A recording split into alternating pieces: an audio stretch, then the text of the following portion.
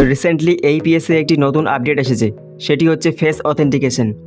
অর্থাৎ এখন থেকে আপনারা ফিঙ্গারপ্রিন্ট ডিভাইস ছাড়াই মুখের ছবি স্ক্যান করে আধারের মাধ্যমে টাকা লেনদেন করতে পারবেন।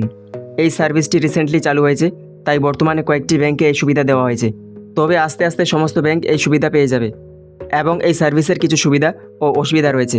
সুবিধাগুলি হচ্ছে, যারা এইপিএস এজেন্ট আছেন তাদের ভবিষ্যতে ফিঙ্গারপ্রিন্ট ডিভাইস কেনার প্রয়োজন হবে না।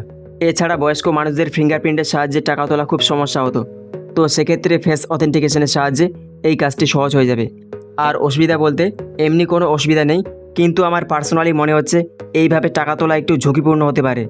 কারণ দেখুন, আধার কার্ড তো আমরা যেখানে সেখানে দিয়ে থাকি, তো কারো আধার নম্বর জানা বর্তমান সময় কোনো ব্যাপার না, এবং সেই আধার নাম্বার এন্ট্রি করে দূর থেকে তার মুখের ছবি স্ক্যান করে টাকা তোলাও সম্ভব হচ্ছে। তো এটাই হচ্ছে এই সার্ভিসটির বড় একটি দুর্বলতা। তো এই বিষয়ে আপনাদের কি মতামত অবশ্যই কমেন্ট করে জানাবেন। তো এই ছিল আজকের ইনফরমেশন ভালো লাগলে লাইক করুন এবং কোনো প্রশ্ন থাকলে কমেন্ট করে জানান। আর এরকম গুরুত্বপূর্ণ ইনফরমেশন ভবিষ্যতে আরও পাওয়ার জন্য চ্যানেলটিকে সাবস্ক্রাইব করে নোটিফিকেশন বাটন অল করে রাখুন। আর অলরেডি সাবস্ক্রাইব করে থাকলে থ্যাংক ইউ।